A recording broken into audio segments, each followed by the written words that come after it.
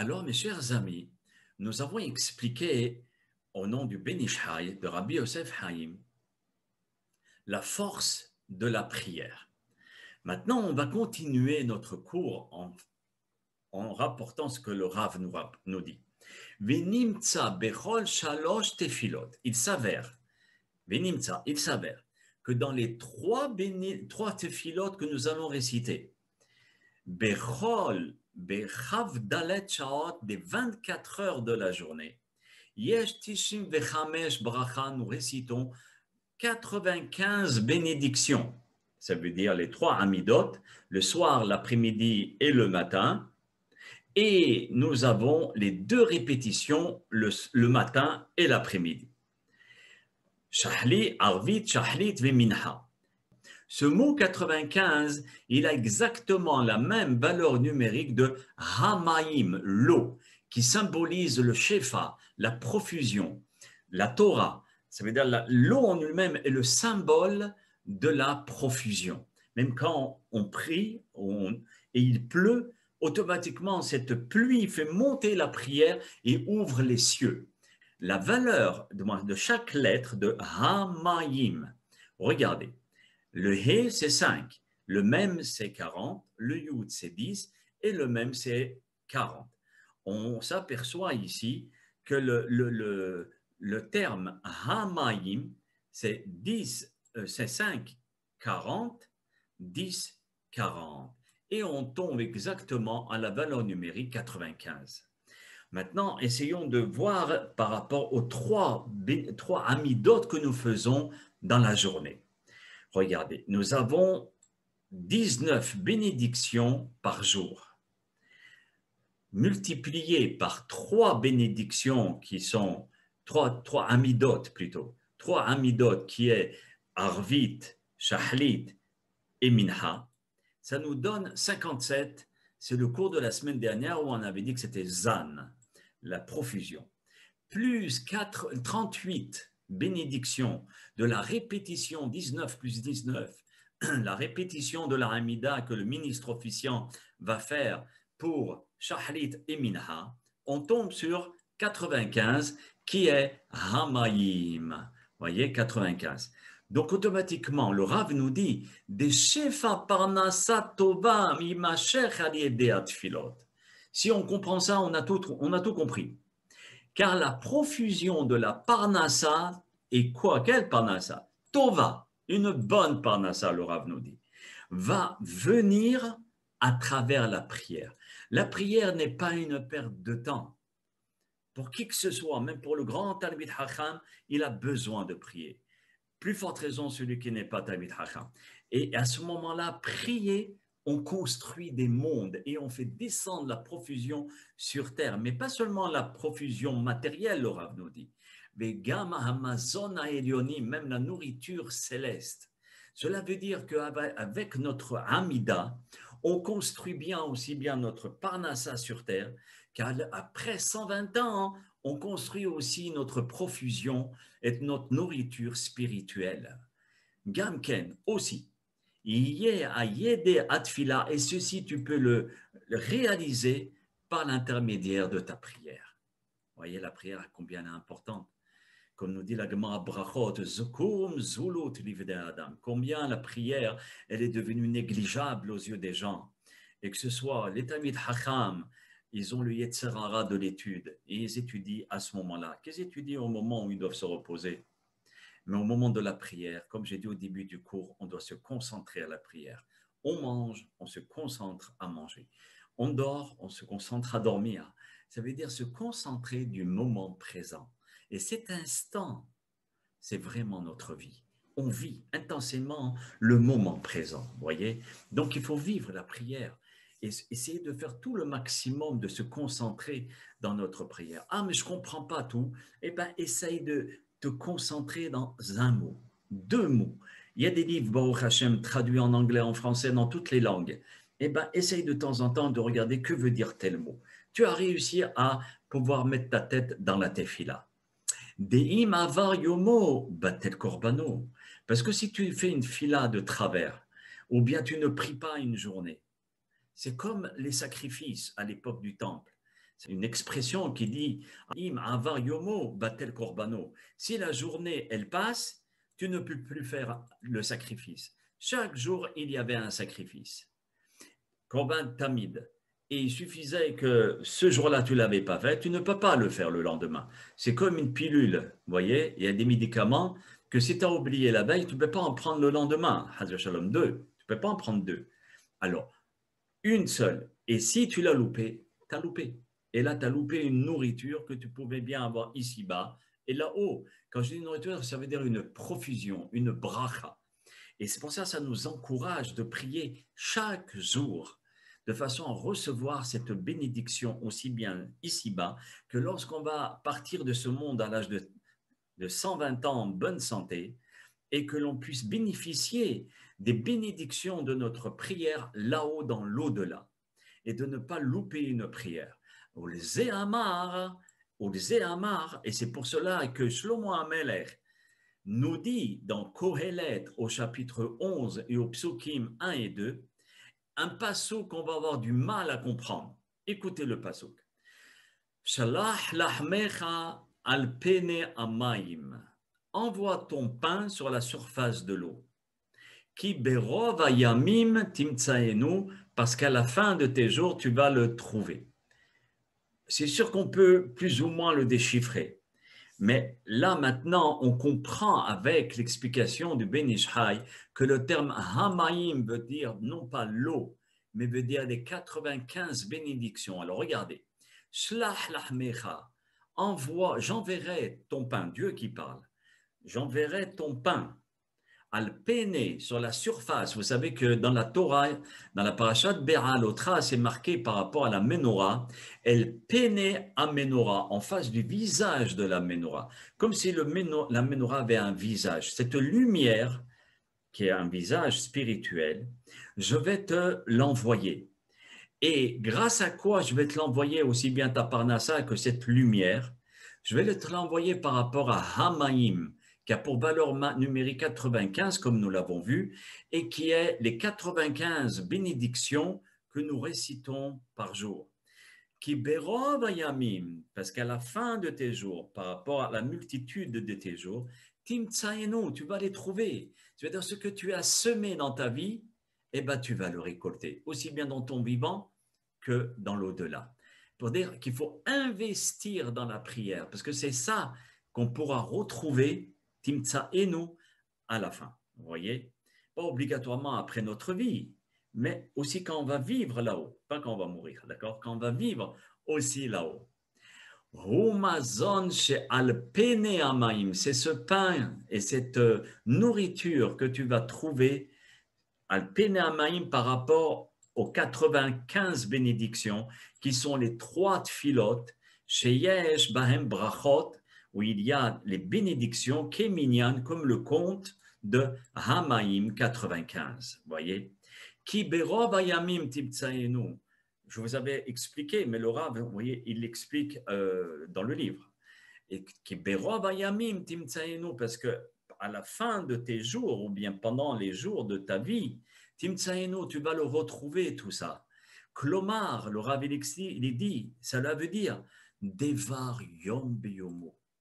Fais la tfila chaque jour. Chaque jour, efforce-toi à faire la prière.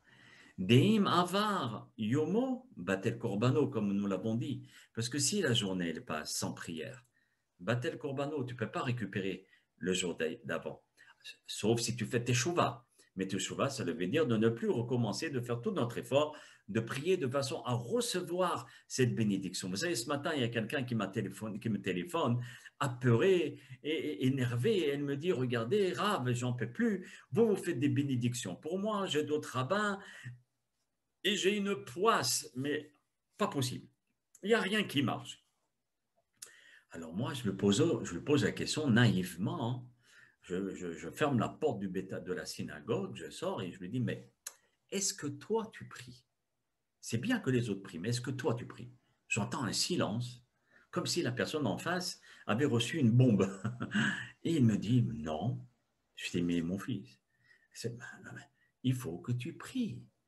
Toi-même, quand tu vas prier, tu vas te transformer en réceptacle pour recevoir le shefa, la bénédiction et la profusion. Donc, quand nous, on va prier pour toi, la profusion, elle vient. Mais toi, il faut que tu fasses l'effort. Bouge-toi et ensuite, tout va venir. Vous voyez? Et c'est ça, le fonctionnement de la tfila. Alors maintenant, nos hachamim nous disent, la bénédiction d'Hachem va reposer sur le peuple grâce à cette tefila-là. Et maintenant, on comprend dans la tfila, et maintenant, nous pouvons comprendre avec l'aide de Dieu. Et ça, c'est ce que j'adore chez le Ben Ish Chai. Toujours, il nous dit, et on peut comprendre, pas grâce à moi, Ben Ish Chai qui parle, grâce à Hachem, qui Dieu m'a donné la possibilité de donner des explications comme je vous les donne. Et c'est des explications exceptionnelles. Et donc, le Rabbi nous rapporte le Tehilim, les psaumes de David, au chapitre 3, où là-bas, il est mentionné la Shem a Yeshua al Amecha Birchatecha Sela. Je traduis, le salut auprès d'Hachem, que ta bénédiction soit sur ton peuple. Apparemment, on ne comprend pas vraiment que ça veut dire le salut est auprès d'Hachem, que ta bénédiction soit ton peuple. Le pshat, c'est-à-dire l'explication littérale, ça veut dire que le salut, le repos, le nahat, le nahat, il est auprès d'Hachem. Pas ni auprès de l'argent, même s'il aide, ni auprès des amis, même s'ils aident. Mais c'est auprès d'Hachem que lui, vraiment, il est là. Et que ta bénédiction, la bénédiction d'Hachem, soit sur ton peuple. Ici, le Ben Ish Chai va expliquer ce passouk par rapport à tout ce que nous avons rapporté.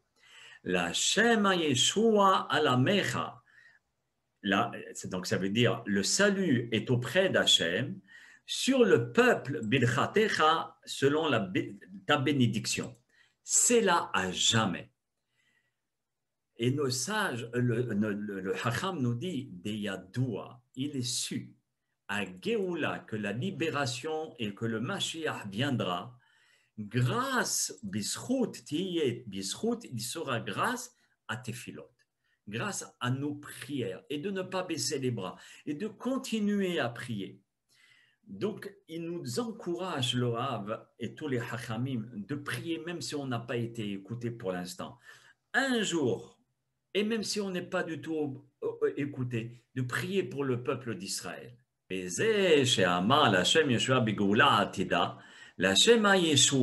Hachem, il va te libérer au futur. Donc, c'est la Geoula Ha'atida, plus tard. Qui a la Mecha. Pourquoi tu vas mériter cette libération, ce Mashiach? Qui a la Mecha Birchatecha? Parce que sur le peuple, il y a la bénédiction. Vous voyez? Et maintenant, le terme c'est là, à jamais, nous allons nous apercevoir que le terme c'est là.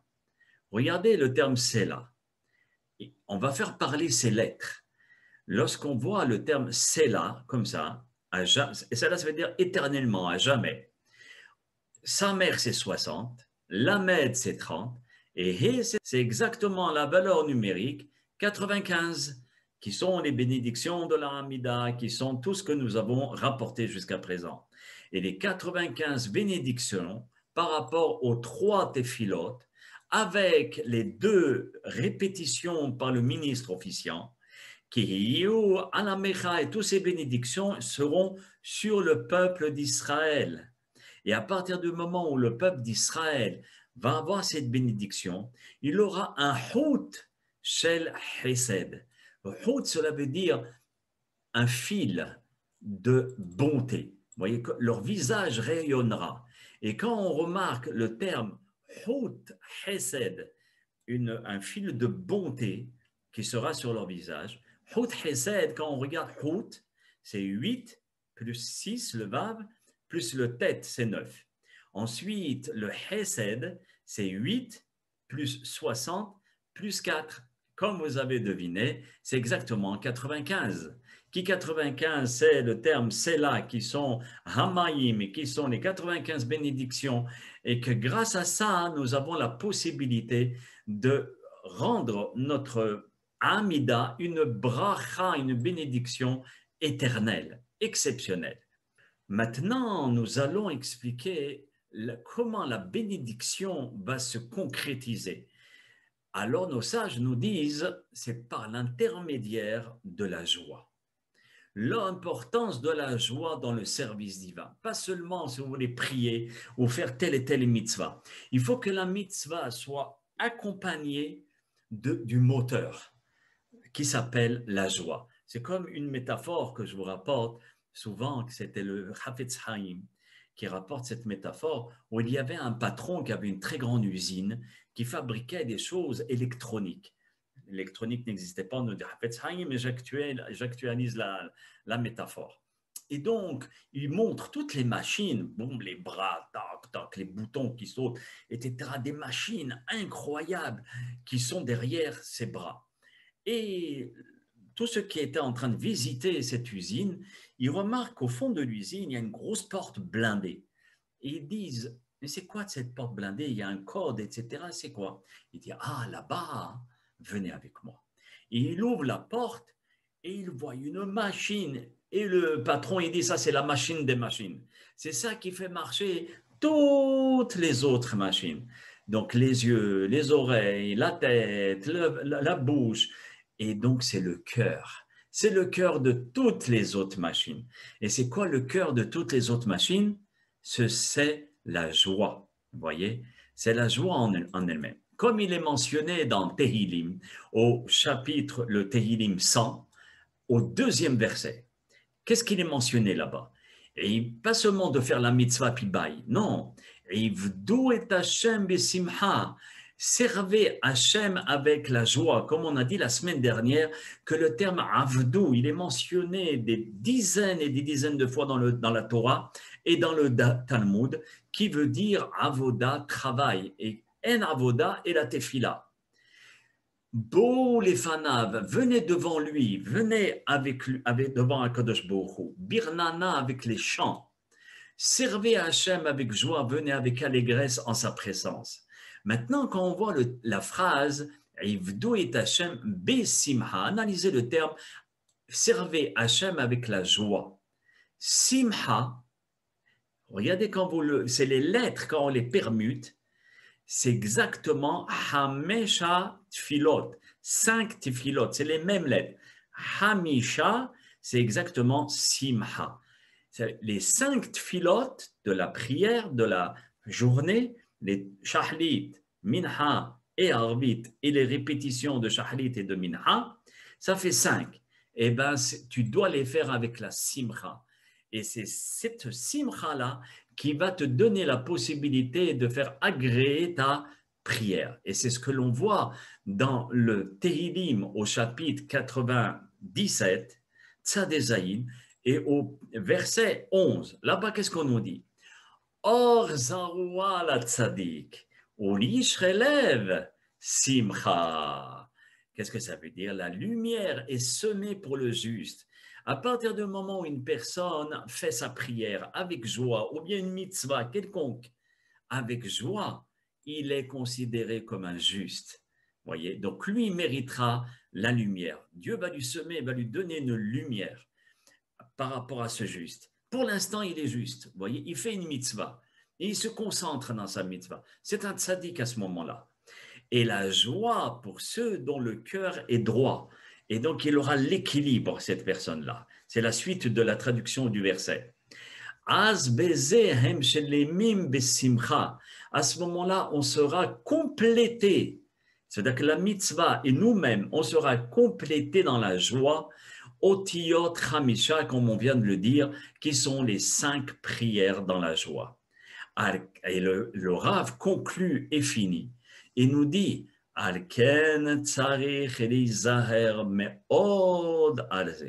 c'est pour cela qu'il faut être très, très vigilant.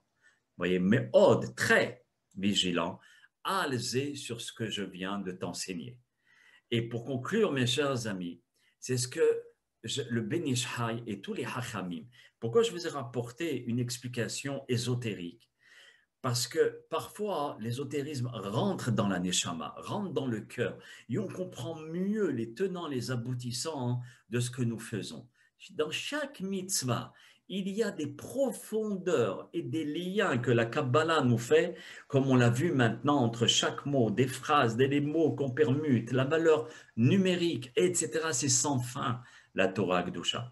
Et dans la Torah Tassod, dans la Torah de la Kabbalah, nous voyons l'intériorité même de chaque mitzvah. Aujourd'hui, on a vu seulement une toute petite parcelle, une goutte de l'océan Pacifique, de ce que peut être l'intériorité de la tefila. Il y a un océan sans fin par rapport à la beauté de cette prière. Mais c'est en étudiant cette tefila, ou bien les mitzvot que nous accomplissons, qu'on peut rentrer à l'intérieur de la profondeur des choses, et de deux, que dans l'au-delà, on verra l'intériorité de chaque mitzvah que nous avons accompli ici-bas, même sans comprendre.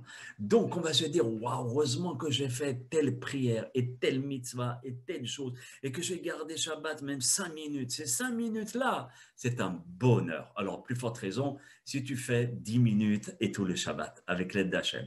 Voilà, mes chers amis, pour le cours d'aujourd'hui. Maintenant, avec l'aide d'Akadosh Baruch Hu, nous allons passer à une très très belle histoire, parce qu'un cours, c'est très très beau, mais une histoire, c'est le cœur du cœur. Alors, passons à l'histoire de nos Hachamim. À tout de suite.